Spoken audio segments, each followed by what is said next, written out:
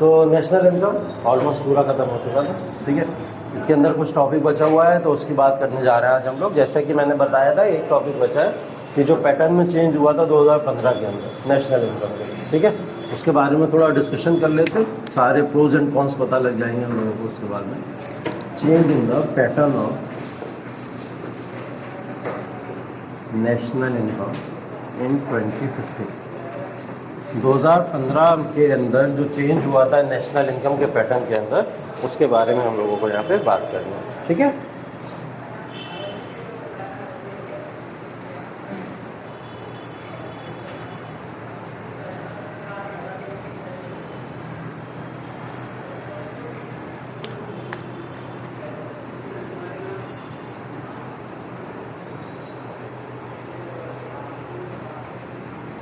देखिए, पहली चीज़ तो ये जो चेंज किया गया था नेशनल इनकम के पैटर्न के अंदर, ये चेंज जो किया गया था, एक रेफरेंस दिया गया था इसके पीछे कि हम चेंज ऐसा इसलिए कर रहे हैं क्योंकि measurement of national income according to IMF, है ना।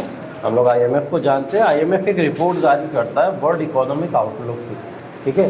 तो वर्ल्ड इकोनॉमिक आउटलुक की एक रिपोर्ट जारी करता है जिसके अंदर वो तमाम कंट्रीज का कंपेरिजन कराता है कई सारे इंडिकेटर्स के ऊपर।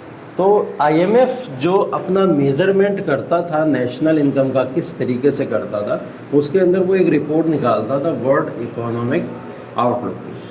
हमने उसी के बेसिस पे रेफरेंस ये दिया कि हमने इसके बेसिस पे नेशनल इनकम के पैटर्न को चेंज करने की कोशिश की, ठीक है।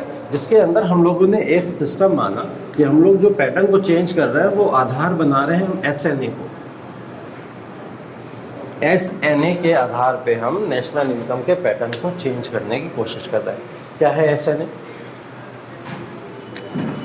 SNA का मतलब होता है सिस्टम ऑफ, काय का सिस्टम?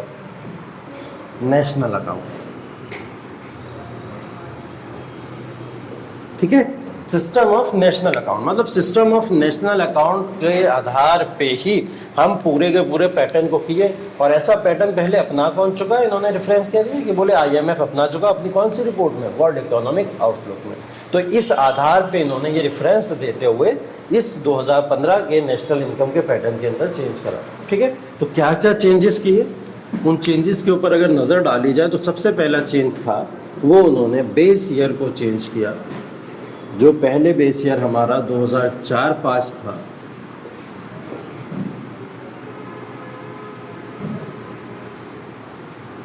वो अब कितना हो गया था 2011-12। कब हुआ है? 2015 के अंदर, ठीक है। तो 2004-05 जो बेस ईयर हुआ करता था हमारा, उसको चेंज करके क्या कर दिया गया 2011-12। सबसे पहला तो चेंज यही किया गया, ठीक है। दूसरा, हाँ, सिस्टम ऑफ नेशनल इनकम क्या, system of national account. Actual में सिस्टम ऑफ नेशनल अकाउंट का मतलब यही है कि सिस्टम ऑफ नेशनल अकाउंट के आधार पे जो दूसरी कंट्रीज़ किसी भी सिस्टम को अप्लाई करती हैं कि वो नेशनल इनकम का कौन सा सिस्टम अप्लाई करती हैं, उसी को एक सिस्टमेटिक वे दे दिया गया है कि हम इस आधार पे ही अपनी नेशनल इनकम को भी काउंट करेंगे। तो भारत का एक आधार बनाया जाएगा। अब USA की तरह नेशनल इनकम को काउंट करने लगे तो USA एक डेवलप्ड कंट्री है। IMF ने USA का भी दिया, IMF ने इंडिया का भी दिया, IMF ने बांग्लादेश का भी दिया। तो डेवलप्ड, अंडर डेवलप्ड और डेवलपिंग तीनों टाइप की कंट्रीज इसके अंदर आ गई। लेकिन हमको एक सिस्टम फॉलो करना पड़ेगा ना कि हम कौन से आधार पे अपने यहाँ की नेशनल इनकम को प्रूविंग करें। तो वो आधार हमने SNA को माना है कि सिस्टम ऑफ नेशनल अकाउंट हमारे यहाँ का सिस्टम है, इंडिया का नेशनल इनकम को मेज़र करने का सिस्टम है, जो पूरी तरीके से IMF या वर्ल्ड इकोनॉमिक आउटलुक के आधार पे ही नेशनल इनकम को मेज़र करता है, ठीक है। हाँ, इंडिया का आधार कुछ भी आधार बनाता है तो IMF की वर्ल्ड आउट जो भी इकोनॉमिक आउटलुक रिपोर्ट है, उस रिपोर्ट को देखते हुए अपने यहाँ का एक सिस्टम उसने बना लिया है SNA, और इस सिस्टम को देखते हुए ही वो नेशनल इनकम को काउंट करता है, ठीक है। तो ये SNA के आधार पे ये पूरी की पूरी नेशनल इनकम काउंट होती है। पहले क्या होता था, ये नॉर्मल पैटर्न पे काउंट होती थी। हम लोग इसको कह सकते हैं कि ये पहले नॉर्मल पैटर्न पे काउंट होती थी। नॉर्मल पैटर्न का मतलब, अगर इसको थोड़ा सा और एक्सप्लेन करूँगा, तो नॉर्मल पैटर्न का मतलब तमाम लोगों की कंट्रीज़ की तमाम इनकम को मिला लो, पूरी कंप्लीट इनकम मिला लो और इनकम मिलाने के बाद ऐड कर दो, तो ये तो नॉर्मल पैटर्न हो गया। बोले नहीं, इससे थोड़ा सा अलग हटना पड़ेगा, इससे थोड़ा सा अलग हटना पड़ेगा, हमको देखना पड़ेगा हम क्या इंक्लूड कर सकते हैं, क्या एक्सक्लूड कर सकते हैं। उन सारे रेशियोज़ को भी काउंट करो, उन सारे रेशियोज़ के अलावा losses, direct taxes, indirect taxes, इन सबको भी मिलाओ घटाओ, ठीक है। और भी चीज़ें जो नेशनल इनकम का पार्ट इन फ्यूचर हो सकती हैं, उनको भी ला के ऐड करो। तो ये सब चीज़ें कौन करता है? सिस्टम ऑफ नेशनल अकाउंट करता है। तो इस वजह से इसको काउंट किया जाता है, ठीक है। तो ये पैटर्न होता है। देखिए, तो इसके अंदर पहली चीज़ क्या हुई, बेस ईयर को चेंज कर दिया गया 2004-05 से 2011-12, ठीक है। दूसरा चेंज इसके अंदर जो बड़ा हुआ वो हुआ द पैटर्न ऑफ ग्रोथ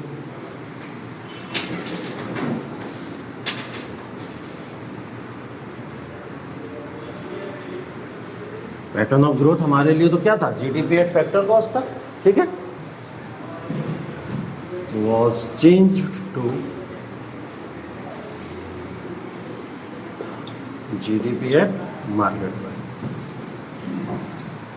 दूसरा सबसे मेजर चेंज ये हुआ कि हमने पैटर्न ऑफ ग्रोथ, जो पहले हम लोग जीडीपी एट फैक्टर कॉस्ट में मेजरमेंट करते थे, किसको, पैटर्न ऑफ ग्रोथ की बात कर रहा हूँ, तो हम लोग इकोनॉमिक ग्रोथ की बात कर रहे हैं ना। तो ये इकोनॉमिक ग्रोथ के पैटर्न को हमने जीडीपी एट फैक्टर कॉस्ट से चेंज कर दिया, किसमें, जीडीपी एट मार्केट प्राइस, ठीक है। इस बात को ज़रूर ध्यान रखिएगा कि ये जीडीपी एट फैक्टर कॉस्ट ये कांस्टेंट प्राइस पे ही है और GDP at factor market price ये भी कांस्टेंट प्राइस पे ही है। हम लोग कांस्टेंट प्राइस पे ही काउंट करते हैं, बेस ईयर, ठीक है। तो बेस ईयर पे ही काउंट की जाती है जीडीपी अभी।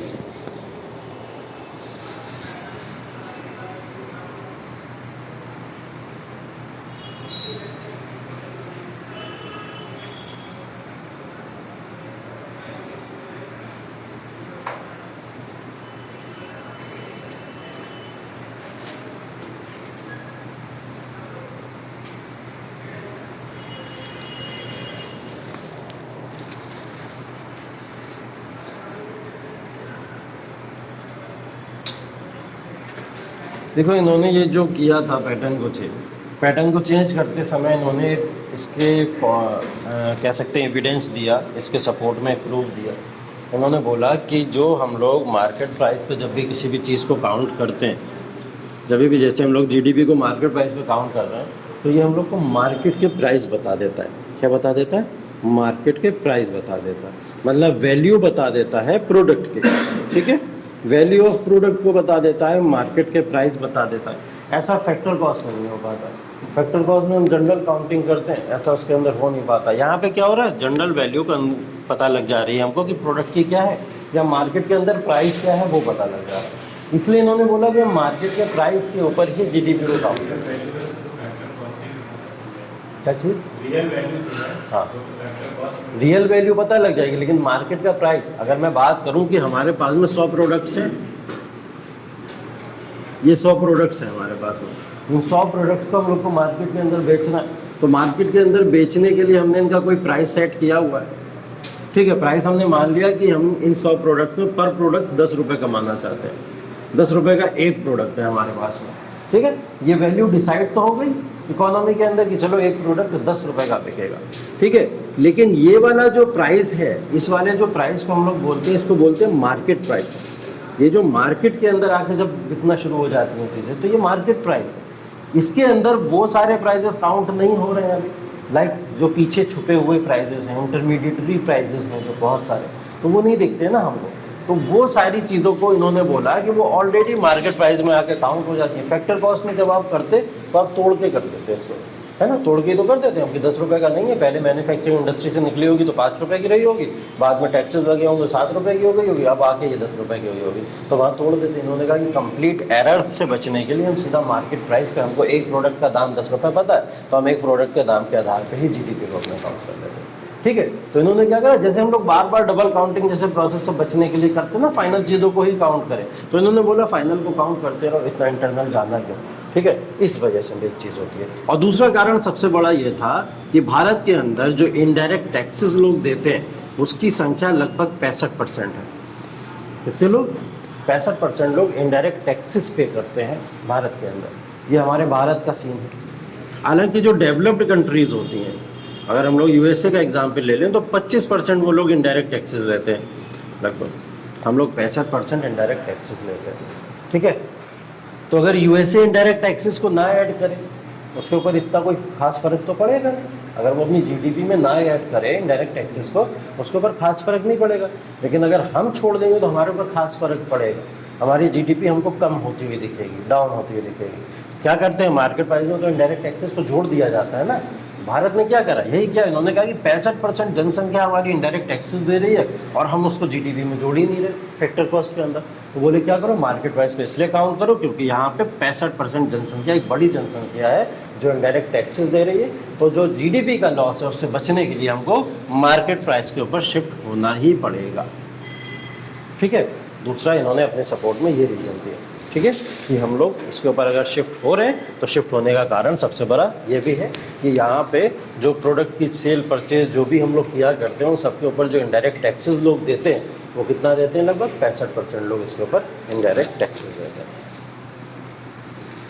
या जितना भी पैसा आपके पास में अचीव हो रहा है, अर्न हो रहा है, ठीक है, इनडायरेक्ट टैक्सेस के फॉर्म में 65% जनता, ठीक है, तो ये 65% का रेशियो याद रखिएगा। डेवलप्ड में ये 25% होता है, तो उनके मेजर्स के हिसाब से वो चाहे रखें इनडायरेक्ट टैक्सेस को चाहे ना रखें, उनके ऊपर फर्क नहीं पड़ेगा। लेकिन हमारी जीडीपी पे एक बड़ा फर्क पड़ जाएगा क्योंकि 65% एक बहुत बड़ा रेशियो होता है, ठीक है, इनडायरेक्ट टैक्सेस देने का। और हालांकि इसको जब जीएसटी आया आपका, तो जीएसटी के बाद में इस रेशियो में बहुत उछाल भी हुआ, ये बड़ा है तेज़ी से, ठीक है। जब जीएसटी आया या जीएसटी जैसे तमाम नॉर्म्स आए तो टैक्सेस के ऊपर लगाम लगाई गई तेज़ी से।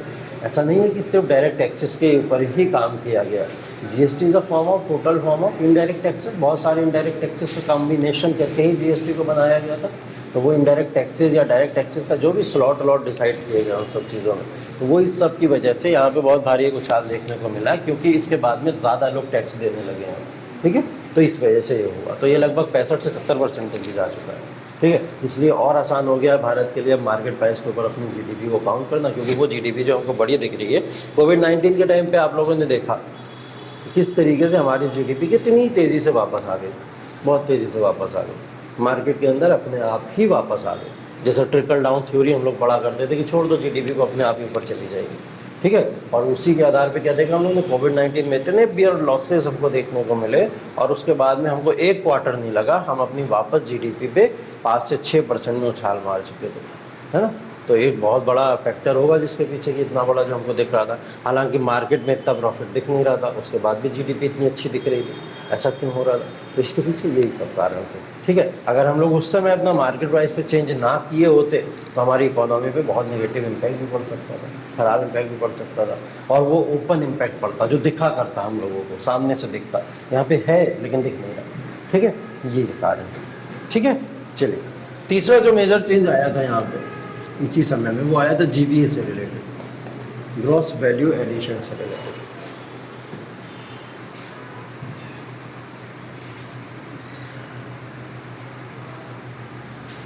इसको भी यही होता है कि मार्केट प्राइस फैक्टर कॉस्ट पे से भी काउंट किया जाता है, जीवीए को भी काउंट किया जाता है, ठीक है। तो जीवीए जो होता है ये बेसिकली काउंट किया जा रहा है मार्केट प्राइस के ऊपर। इस समय में जो बता रहा हूँ मैं बेसिक क्या हो रहा है, जीवीए को मार्केट प्राइस पर काउंट करते हैं, जिसका मतलब होता है GVA eight basic price plus का NIT। इस समय हम लोग जीवीए को ऐसे काउंट किया करते हैं, ठीक है।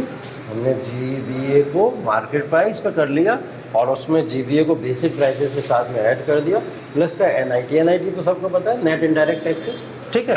जीवीए एट बेसिक प्राइसेस वो पता है आप लोगों को, वो बता देता हूँ। बेसिक प्राइस का मतलब बेसिक प्राइस ही होंगे, मतलब कोई कीमत डिसाइड कर दी होगी, यही होगा कुछ ऐसा, है ना।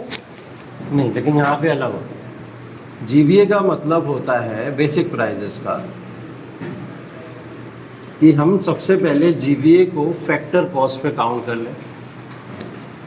क्या करें, जीवीए को फैक्टर कॉस्ट पे काउंट कर लें, प्लस इसमें हम लोग NPT को जोड़ दें, NPT को जोड़ दें। NPT का मतलब होता है net product taxes, NPT net product taxes. NIT क्या होता है? इनडायरेक्ट टैक्सेस माइनस सब्सिडीज, ठीक है। नेट प्रोडक्ट टैक्सेस क्या होता है? Product taxes minus product subsidies.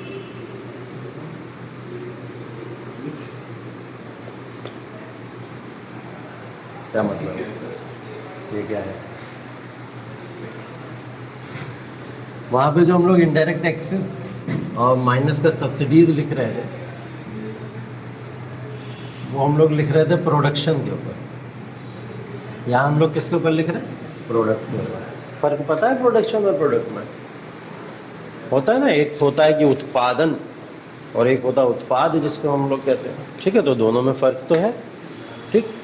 Product जो है वो किसी भी तरीके की एक गुड्स के फॉर्म में हो सकता है, कोई भी एक वस्तु है, ठीक है। जैसे ये प्रोडक्ट है, ठीक है। इस प्रोडक्ट का एक प्रोसेस है पूरा बनने का, ये प्रोडक्ट बन के तैयार कैसे हुआ, वो प्रोडक्शन है ना। तो जब हम प्रोडक्शन के वैल्यू को काउंट करते हैं तब वो नेट इनडायरेक्ट टैक्सेस हमको बताता है।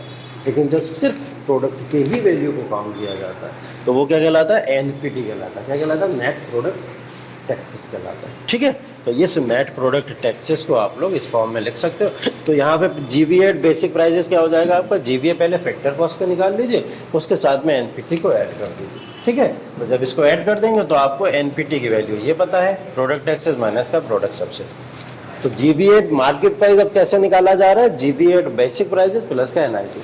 हमने जीवीए फैक्टर कॉस्ट को खत्म कर दिया। पहले कैसे निकाला जाता था? जीवीए फैक्टर कॉस्ट को निकाला जाता था, ठीक है।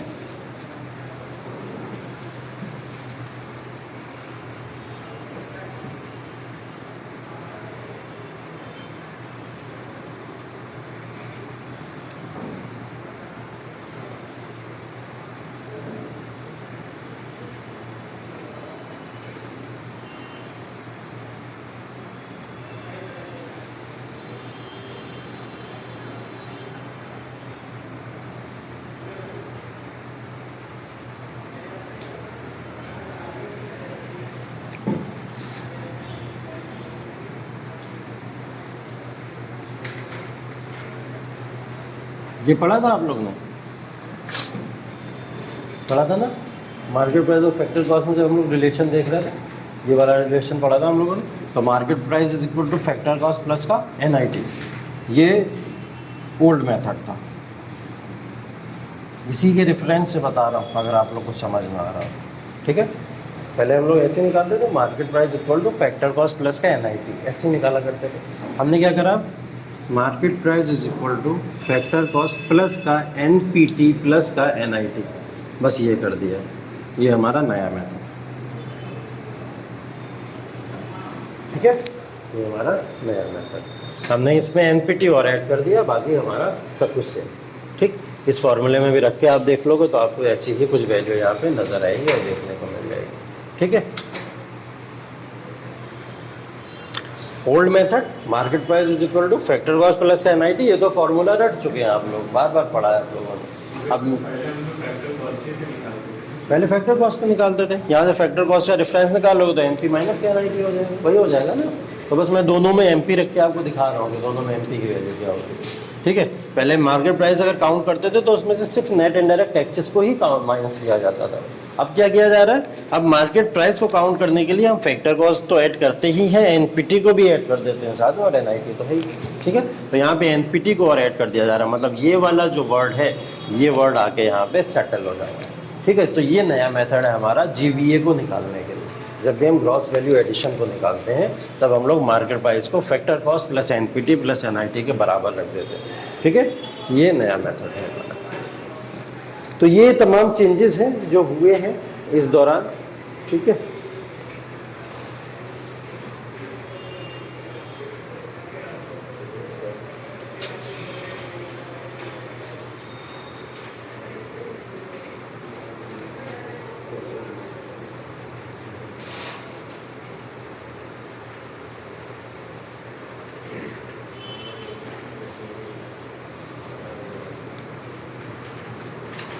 ठीक है। तो ये 3 बेसिक वो चेंजेस हैं जो 2015 की इकोनॉमी के अंदर सरकार ने और इकोनॉमिस्ट ने मिलकर तय किए थे, और इसके आधार पे इकोनॉमी रन होना शुरू हो गई, ठीक है। तो ये 3 बड़े बड़े चेंजेस थे, लेकिन अब इन चेंजेस के इम्पैक्ट क्या पड़े, उन इम्पैक्ट को थोड़ा सा जान लेते हैं। तो कुछ लोग इसके सपोर्ट में आर्ग्यूमेंट्स देते हैं और कुछ लोग इसके अपोज में आर्ग्यूमेंट्स देते हैं। अपोज के आर्ग्यूमेंट्स पहले 2-4 मैं आपको बता देता हूँ और फिर मैं आपके सपोर्ट के भी आर्ग्यूमेंट्स यहाँ पे साथ साथ में बताता चलूँगा, ठीक है। अपोज के तो क्योंकि आपको ऑटोमेटिकली पता ही होंगे कि हम लोग देखें तो इनडायरेक्ट फॉर्म में किसी न किसी तरीके से जीडीपी को बढ़ा के दिखाने की कोशिश की जा रही है।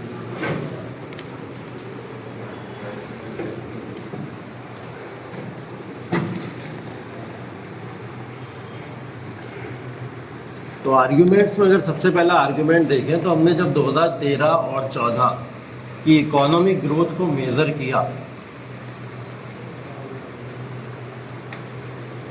नए पैटर्न के हिसाब से, ठीक है।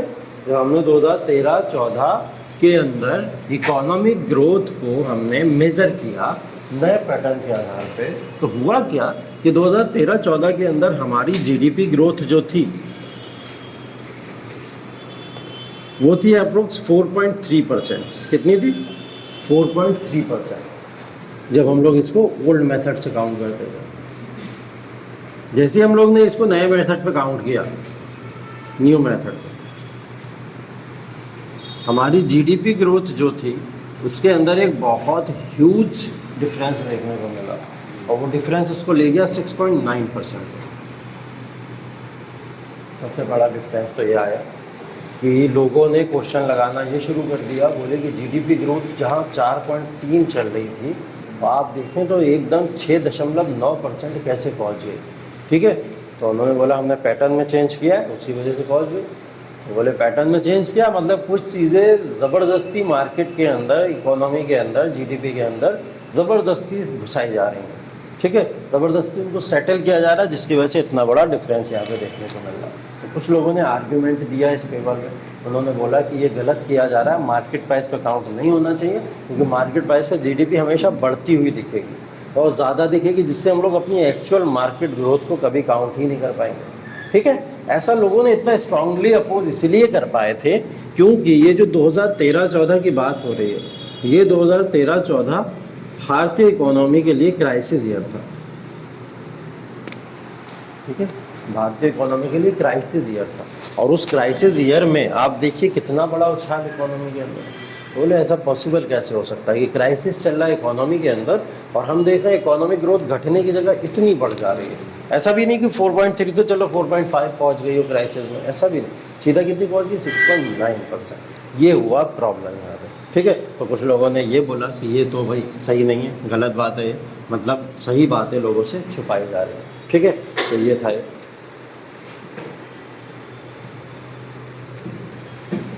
दूसरा था decrease in the rate of investment. ये वो समय है कि जब इस इन्वेस्टमेंट के रेट के अंदर डिक्रीमेंट हो रहा था, ठीक है। डिक्रीमेंट चाहे आप इन्वेस्टमेंट के अंदर कह लीजिए या सेविंग्स के अंदर कह लीजिए, लोगों की सेविंग्स या इन्वेस्टमेंट में डिक्रीमेंट हो रहा था। क्यों? क्योंकि मैंने बताया ना 13-14 एक क्राइसिस ईयर है और क्राइसिस ईयर में लोग इन्वेस्टमेंट नहीं करते मार्केट के अंदर, है ना। स्टॉक डूबता हुआ हो आप जाके पैसा लगाओगे कभी? नहीं लगाओगे ना, इतना बेवकूफ़ तो कोई नहीं होगा। तो इस समय ये इन्वेस्टमेंट का समय तो था नहीं और सेविंग्स भी डाउन होती जा रही थी, लोगों का पैसा ज़्यादा खर्च हो रहा था उनके पास से, ठीक है। तो ये दौरान, अब इस दौरान में कि जब आपको पता है कि इन्वेस्टमेंट डाउन हो रहा है, सेविंग भी डाउन हो रही हैं, तो इन्होंने पूछा फिर इकोनॉमिक ग्रोथ कैसे हो रही है, हाउ इज दिस पॉसिबल, ठीक है। इन्वेस्टमेंट डाउन हो जाए आपका, सेविंग्स डाउन हो जाए आपकी और आपको नहीं, हमारे यहाँ तो आर्थिक वृद्धि हो रही है। तो ये कैसी वृद्धि है कि जहाँ पे लोग फायदे में है नहीं और इकोनॉमिक ग्रोथ होती चली जाए, तो ये पॉसिबल नहीं है ना किसी भी तरीके से। तो ये दूसरी चीज़ तो यहाँ पे पकड़ लिए गए कि ये मार्केट प्राइस में कन्वर्ट करने की वजह से ये भी नुकसान देखने को मिल रहा है, ठीक है। तो इन्वेस्टमेंट सेविंग्स जब भी आपकी डाउन होती है तो ये बात बहुत क्लियर एंड कट है कि आपकी रुपये भी धीरे धीरे डाउन होती है, ठीक है। उसके बाद में आप लोग को एक पता होगा, बहुत धमाकेदार सीन हुआ था हमारी कंट्री के अंदर, डेप्रिसिएशन।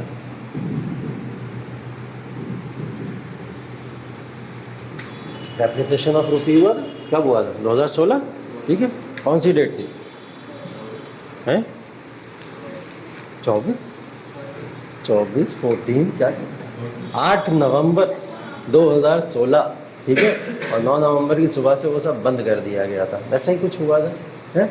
तो उस दौरान जब, मैं तो कभी भूल नहीं सकता वो डेट, कैसे भूल जाऊँ मैंने, कोई नहीं भूल सकता, जिसके पास में उस समय पैसे होंगे वो तो नहीं भूल सकता।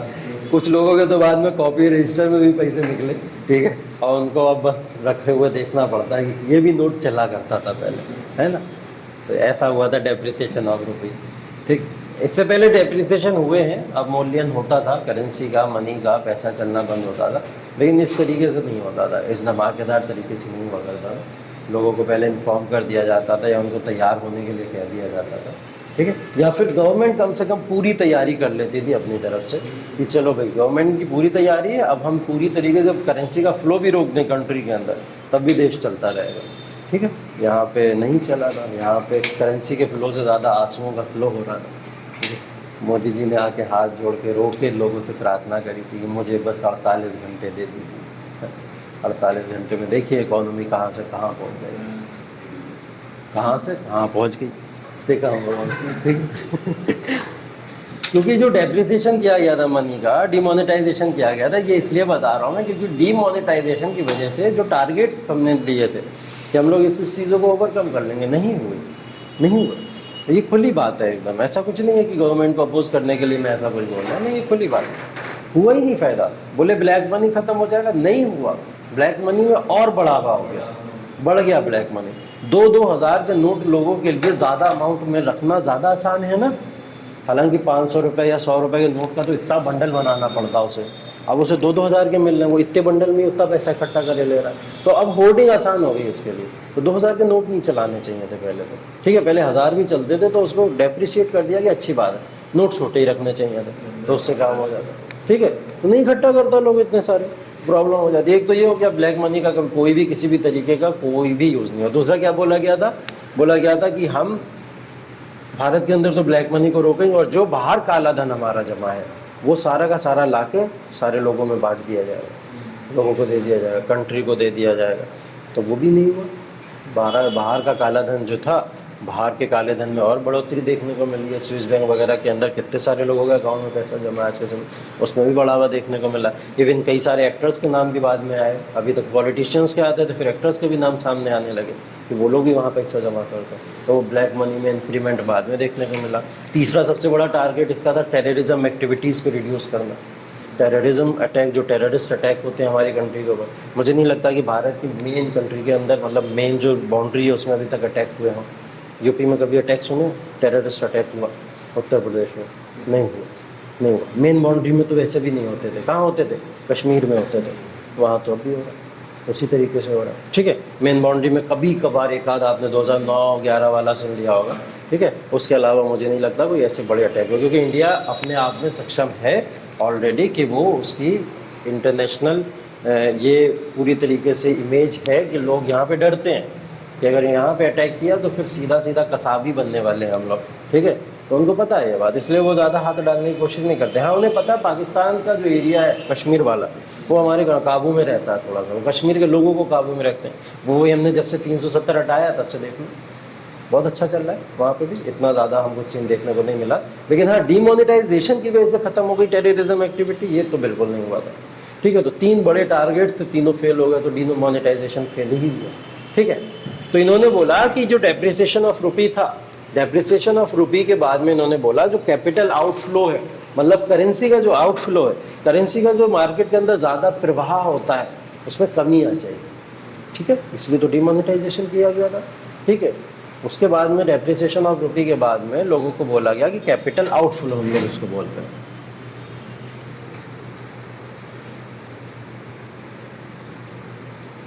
ठीक है। कैपिटल का मतलब पूंजी हो गया, आउटफ्लो का मतलब प्रवाह होता है, ठीक है। तो इनसे बोला, यहाँ पे बोला गया था कि जब हम लोग डेप्रिसिएशन ऑफ रुपी करेंगे तो ये जो कैपिटल आउटफ्लो है, करेंसी जो पूंजी है जो मार्केट में बुरी तरीके से भाग रही है, तेज़ी से प्रवाह होता है जिसका, ये काबू में आ जाएगी, कंट्रोल में आ जाएगी, ठीक है। तो बोले ठीक है, अच्छी बात है, डेप्रिसिएशन ऑफ रुपी कर दो। इन्होंने सारे पैसे रोक लिए। सारे पैसे रोकने के बाद नो डाउट कैपिटल आउटफ्लो रुक जाएगा, लेकिन उसके बाद में करेंसी मार्केट में वापस भी तो आएगी। ऐसा थोड़ी हमेशा रोक के रख सकते हैं आप लोग, तो करेंसी वापस भी तो आएगी मार्केट में, तो जब करेंसी मार्केट के अंदर वापस आई, जो कैपिटल आउटफ्लो 2015 में हुआ करता था, 2017 में उसमें 25% की बढ़ोतरी देखने को मिली। कैपिटल आउटफ्लो को रोकने की बात कर रहे थे, यहाँ पे 25% बढ़ोतरी हो गई। ठीक, तो ये भी फेल हो गया। इससे ही पता लगा कि जो आपने जो पैटर्न में चेंज किया है, इस पैटर्न में चेंज होने की वजह से प्रॉब्लम आ रही है। एक तो डेप्रिसिएशन ऑफ रुपी आपने किया, और डेप्रिसिएशन ऑफ रुपी में 25% का फ्लो दिखा दिया गया। 25% का फ्लो कैसे पॉसिबल हो सकता है? तो वो किससे पता लगा था हमको? ये नए मेथड से जब हम लोग काउंट कर रहे थे तब हमको पता लगा था। एक्चुअल में वो 25% का फ्लो नहीं था मार्केट में, एक्चुअल में वो मुश्किल से 10-12% का फ्लो रहा होगा। लेकिन जब मार्केट प्राइस पे काउंट करोगे, मार्केट की एक एक वैल्यू को उठा के जोड़ोगे, तब तो आपको ज़्यादा ही दिखेगा ना। तो इस वजह से यहाँ पे ज़्यादा डिफरेंस हो गया। तो एक प्रॉब्लम ये भी बताई गई कि आपने जो नया मेथड फॉलो किया है उसमें depreciation of rupee capital outflow को ज़्यादा दिखाता है। ठीक है, ये एक प्रॉब्लम है। चौथा देखो, चौथा क्या हुआ कि जब हम लोग काउंट करें, अगर 2015 के बाद से नया पैटर्न जब आया, तो नए पैटर्न के आने के बाद में हम लोगों ने देखा कि जो हमारा इंपोर्ट था वो डाउन हुआ है। ये डेटा निकाला कुछ लोगों ने कि इस दौरान हमारा कुछ इंपोर्ट डाउन हुआ था। ठीक है, तो जब इंपोर्ट डाउन हुआ था हमारा, तो सही अगर हम लोग देखें तो ग्रोथ के ऊपर क्या फ़र्क पड़ना चाहिए? इंपोर्ट अगर हमारा कम हो रहा है, अगर हम आयात कम कर रहे हैं, तो हमारी यहाँ की इकोनॉमिक ग्रोथ कम होगी या बढ़ेगी?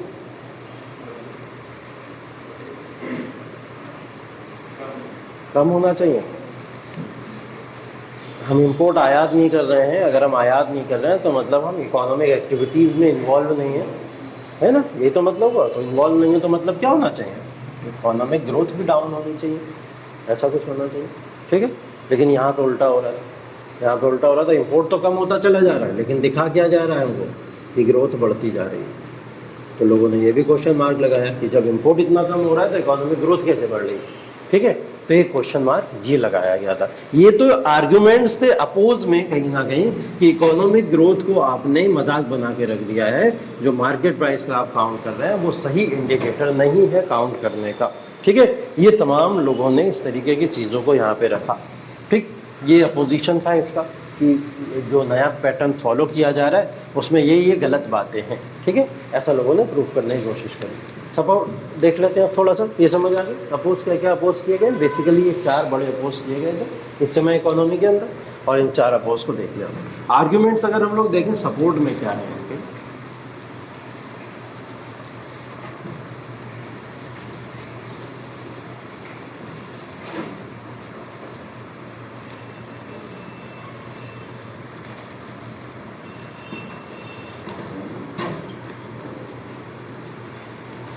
बताइए आपको कुछ याद है कि कुछ अच्छा हुआ है इससे कि हमने मार्केट प्राइस कर दिया, तो मार्केट प्राइस को करने की वजह से हमारा कुछ अच्छा हो गया इसकी वजह से? इमेज, अच्छा, इंटरनेशनल लेवल पे हमारी इमेज के अंदर इम्प्रूवमेंट हुआ है ना। तो आप कह सकते हो कि सबसे बड़ा सपोर्ट का लोगों ने जो यहाँ पे रीज़न दिया था वो था कि जीडीपी ग्रोथ। बोले जीडीपी ग्रोथ अगर फाइनेंशियल ईयर 2015-14 के अंदर काउंट करो, 14-15 के अंदर, तो वो जीडीपी ग्रोथ लगभग 6% के आसपास रहा करती थी। ठीक है, अभी फाइनेंशियल ईयर 15-16 के अंदर काउंट कर लो, ये बढ़ के हो गई 7%। फाइनेंशियल ईयर 16-17 में काउंट कर लो, ये बढ़ के हो गई 7.5%। तो ये जो जीडीपी के अंदर लगातार इंक्रीमेंट होता चला जा रहा है, ये किसकी वजह से हो रहा है? हमने जो नया पैटर्न फॉलो किया उसकी वजह से हो रहा है। ठीक है, तो एक तो सपोर्ट में सबसे बड़ी चीज़ ये आ गई कि हम क्या देख रहे हैं, जीडीपी ग्रोथ को देख रहे हैं। जीडीपी ग्रोथ रेट हमारा तेज़ी से बढ़ रहा है, या जीडीपी की वैल्यू हमारी तेज़ी से बढ़ती चली जा रही है। पहले तो लोगों ने ये किया। ठीक है, दूसरा लोगों ने सपोर्ट में बोला कि इंटरनेशनल स्टैंडर्ड्स जो हैं हमारे, जो किसने सेट किए हैं? आईएमएफ ने सेट किए हैं। अभी वर्ल्ड इकोनॉमिक आउटलुक देख रहे थे हम लोग, उस वर्ल्ड इकोनॉमिक आउटलुक में जो इंटरनेशनल स्टैंडर्ड सेट किए गए, हम लोग उसी के अकॉर्डिंग काउंट करते हैं, नए मेथड के अकॉर्डिंग। ऐसा नहीं, यही तो है। ये नया मेथड, तो लोगों ने सपोर्ट बोला कि हम तो लोग तो प्रॉब्लम हम लोग ने पीछे भी पढ़ी थी कुछ कि problems in estimation of national income पढ़ी थी ना। उसके अंदर एक प्रॉब्लम क्या पढ़ी थी हम लोग ने एक प्रॉब्लम यही पढ़ी थी कि अगर हम लोग इंटरनेशनल लेवल पे तमाम मानकों को बराबर कर दें तो जो प्रॉब्लम है हमारी ख़त्म हो जाएगी। तो इन्होंने सपोर्ट दिया, बोले प्रॉब्लम ख़त्म हो जाएगी कि इंटरनेशनल स्टैंडर्ड पे जब हम लोग अपने यहाँ की नेशनल इनकम को या इन सारे बेसिस को करने लगेंगे तो हमारे लिए इकोनॉमिक ग्रोथ तो अच्छी दिखनी भी चाहिए और अच्छा होना भी चाहिए हमारे, ठीक है। तो ये दूसरा तो मेथड ये दिया गया, ठीक। तीसरी चीज़ लोगों ने बोला इनडायरेक्ट टैक्सेस के अंदर बढ़ोतरी हुई है। और इनडायरेक्ट टैक्सेस के अंदर बढ़ोतरी का मतलब क्या होता है? जीडीपी एट मार्केट प्राइस के अंदर बढ़ोतरी होना, ठीक है। तो जो लोग कह रहे थे बार बार कि आपने जीडीपी मार्केट प्राइस पर कर दिया है, इस वजह से जो है जीडीपी बढ़ा हुआ दिख रहा है, ठीक है। इन्होंने बोला नहीं, ऐसी कोई बात नहीं है। जीडीपी एट मार्केट प्राइस पे काउंट करने का मतलब जीडीपी बढ़ा हुआ दिखना नहीं होता है। जीडीपी एट मार्केट प्राइस पे काउंट करने का मतलब ये होता है लोगों ने ज़्यादा इनडायरेक्ट टैक्सेस देना शुरू कर दिए हैं, और जब ज़्यादा इनडायरेक्ट टैक्सेस दे रहे हैं तो वो तो जीडीपी बढ़ेगा ही बढ़ेगा। तो ये बात यहाँ पे हुई, ठीक है। तो इन्होंने इसको सपोर्ट करते हुए इस बात को बोला कि इनडायरेक्ट टैक्सेस हम ज़्यादा दे रहे हैं, तो इस वजह से जीडीपी एट मार्केट प्राइस हम लोगों को ज़्यादा देखने को मिल रहा है, ठीक है। और क्या हो सकता है?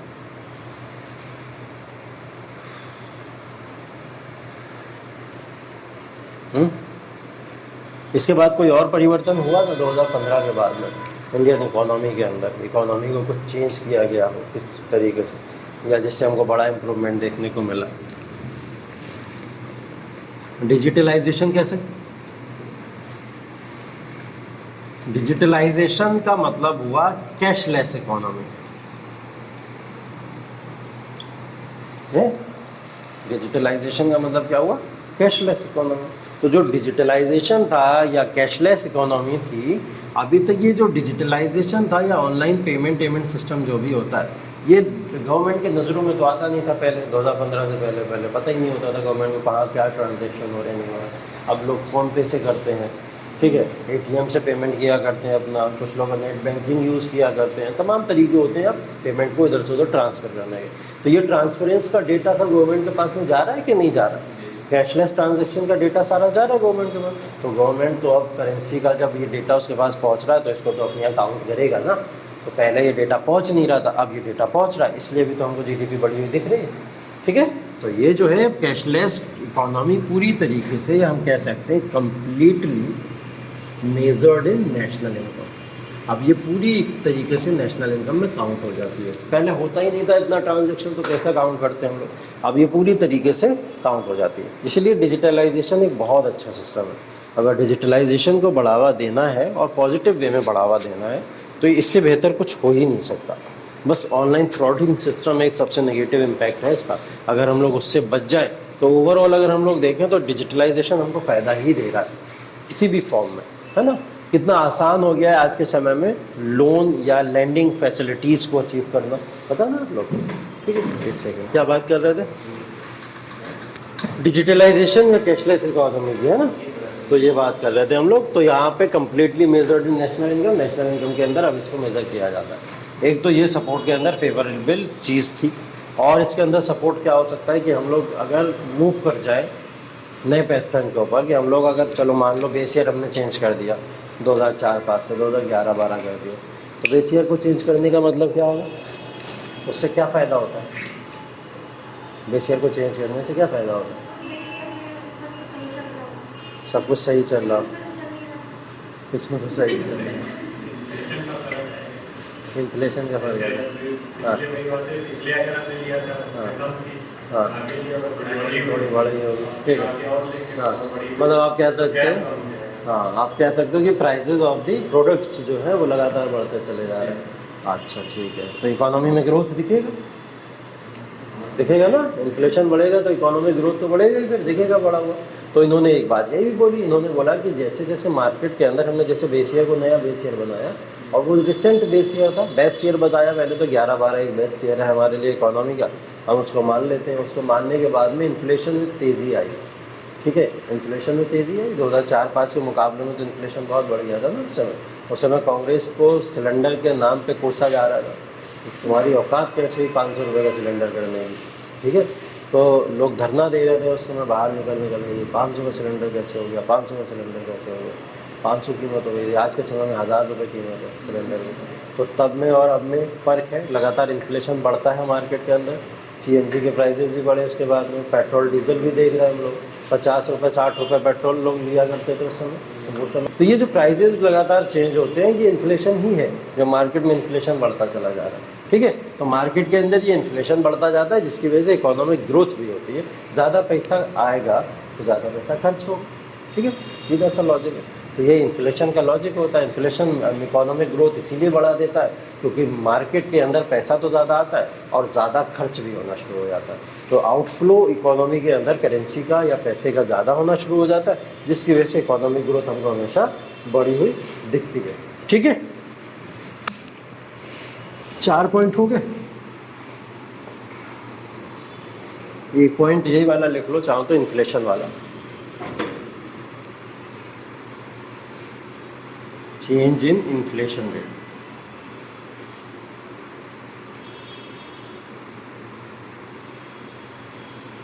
Shows change in economic growth. Inflation rate में जो चेंज होगा वो इकोनॉमिक ग्रोथ को भी शो करेगा। ठीक है,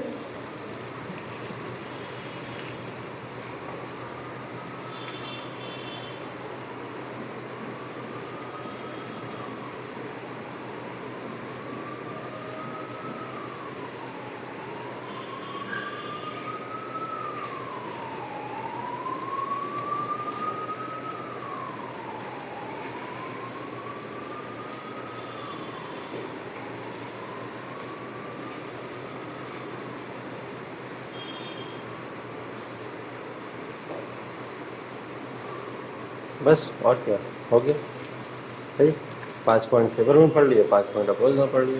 ठीक है, अब ये क्वेश्चन आया था, इसके बाद में यूपीएससी के अंदर एक बार क्वेश्चन पूछा गया था इसी से रिलेटेड कि नया मेथड और पुराने मेथड के अंदर कंपैरिजन दे दिया गया था कि 2015 के बाद में जो चेंज हुआ, और ये प्रीलिम्स का क्वेश्चन था। अच्छा नहीं कि मेंस में लिखने को आ गया हो कि आर्गूमेंट सपोर्ट में दीजिए, अपोज में दीजिए। ठीक है, तो उन्होंने बोला कि नए पैटर्न के आधार पे 2015 के बाद में जो अर्थव्यवस्था के अंदर नेशनल इनकम के पैटर्न में चेंज किया गया, उस पैटर्न के आधार पर इकोनॉमी में क्या परिवर्तन देखने को मिले, और 4 ऑप्शन दे दिए उन्होंने। ठीक है, 4 ऑप्शन के अंदर उन्होंने सपोर्ट वाले भी मिला दिए, अपोज वाले भी मिला दिए, और जो कुछ हुआ भी नहीं था वो भी मिला दिया। ठीक है, सब मिला दिया उन्होंने, क्योंकि उस समय पढ़ते पढ़ते सब अच्छा लगता है, आपको लगता है कि अरे अच्छा ऐसा हुआ होगा। अगर आप गलत इमेज सेट करके गए हो कि 2015 में जो हुआ वो गलत हुआ, तो आपको सब गलत गलत गलत गलत गलत लगेगा। लेकिन आपको लगेगा नहीं, मोदी जी जो करते हैं सही करते हैं, अच्छा करते हैं, तो आप वो वाली इमेज अगर लेके गए तो आपको सब सही लगेगा, सही लगेगा, सही लगेगा, सही लगेगा। बस यहीं पे गलती हो जाती है। ठीक है, हमको बैलेंस्ड करना है, दोनों चीज़ों को देखना है कि हाँ फेवरेबल भी है और अपोज भी हुए हैं इसके अंदर बहुत सारे। तो दोनों कंडीशन को अगर आपने इस तरीके से पढ़ा होता तो आप इस क्वेश्चन को गलत नहीं करके आते। बहुत सारे लोग इस क्वेश्चन को गलत करके आए थे। जाके विजिट कीजिएगा, जस्ट इसके 15 के बाद में शायद 16 या 17 में क्वेश्चन पूछा भी गया। ठीक है, तो ये नए पैटर्न के आधार पर, और ये अभी तक बहुत ही ज़्यादा इंपॉर्टेंट टॉपिक है जो हम लोग 2022 के अंदर पढ़ रहे हैं। मतलब 15 में जो चेंज हुआ वो आज भी क्यों पढ़ रहे हैं हम लोग। ठीक है, ये तो 15 की न्यूज़ का करंट अफेयर्स है, तो आज की न्यूज़ भी क्यों पढ़ रहे हैं, क्योंकि ये मेथड टिल डेट तक आज के समय में भी वही चल रहा है, और इस मेथड से बहुत सारे इम्पैक्ट पड़े हैं इकोनॉमी के अंदर। ठीक है, जिसकी वजह से हम लोग इसको पढ़ रहे हैं, और ये आगे आने वाले समय में भी आप लोग पढ़ते रहोगे। ठीक है, जिसका 23 में नहीं निकलेगा 24 में पढ़ेगा, जिसका 24 में नहीं निकलेगा 25 में पढ़ेगा। ठीक है, जब तक बिहेवियर चेंज नहीं हो जाएगा तब तक आप लोग अब इस पैटर्न को पढ़ने वाले हैं। ठीक है, ये मेथड में कोई चेंज ना हो जाए। ठीक, तो ये नेशनल इनकम का चैप्टर था आपका पूरा। इस नेशनल इनकम के चैप्टर में यहीं तक बातें थी। नेशनल इनकम का एक छोटा सा इतिहास अगर आप लोग देखने की कोशिश करें, तो अगर हिस्ट्री के ऊपर जाए कि नेशनल इनकम सबसे पहले किसने मेजरमेंट किया था, कहाँ से नेशनल इनकम का मेजरमेंट शुरू हुआ था, तो आप लोग सबसे पहले जाइए दादा भाई नौरोजी के पास में। ठीक है, पास में मत जाओ, ऊपर है। ठीक है, तो उन तक पहुँचने की कोशिश कीजिए। लगभग 1867 और 68 का समय था वो, जब यहाँ पे दादा भाई नौरोजी ने नेशनल इनकम को पहली बार मेज़र किया था। ठीक है, भारत की नेशनल इनकम वही समय है जब poverty and un-British rule in India की बातें हो रही थी। वही समय है जब हम लोग यहाँ पे ड्रेन ऑफ वेल्थ को काउंट कर रहे थे। ठीक है। निकास का सिद्धांत जो सब देखा था हम लोगों ने यहाँ पे, दादा भाई नौरोजी ने ही हमको ये सब समझाया। तो दादा भाई नौरोजी पहले इकोनॉमिस्ट कह सकते हैं हमारे देश के थे, जिन्होंने हमको नेशनल इनकम के पैटर्न को किस तरीके से समझा जाए, देखा जाए, इसके बारे में बताया था। ठीक है। उन्होंने अपनी इस किताब के अंदर भी, जैसे मैंने बताया, poverty and British rule in India, ठीक है, और एक ड्रेन ऑफ वेल्थ वाली जो थ्योरी चला करती है, इसके अंदर उन्होंने साफ साफ बताया भी कि नेशनल इनकम भारत की पहले अच्छी थी, अब ब्रिटिशर्स के समय में काफ़ी ख़राब हो चुकी है। ठीक है। तो सबसे पहली बार एस्टिमेशन किसने दिया? वो थे दादा भाई नौरोजी। ठीक है। पहला साइंटिफिक एस्टिमेशन की अगर हम लोग बात करें, साइंटिफिक वैज्ञानिक तरीके से किसने सबसे पहले नेशनल इनकम को मेजर किया, वो नाम है VKRV राव। ठीक है। VKVR राव या VKRV राव इनका नाम है पूरा। ठीक है। इसके नाम से ये जाने जाते हैं। ये एस्टिमेशन इन्होंने 1931 और 32 के दौरान दिया था। कब दिया था? 1931 और 32 के दौरान। ठीक है। ये सब रिकॉर्डिंग में देखोगे जाके, लिखे हुए हो, VKRV राव।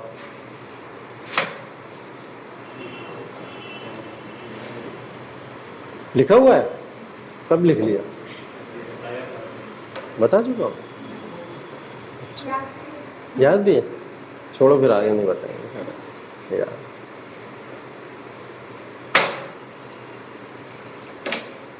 CSO कब से कर रहा है मेजरमेंट नेशनल इनकम का? 1956। ठीक है, चलो पढ़ा हुआ है तुम लोगों ने। ठीक है। तो ये नेशनल इनकम का चैप्टर यहीं पे ख़त्म होता है।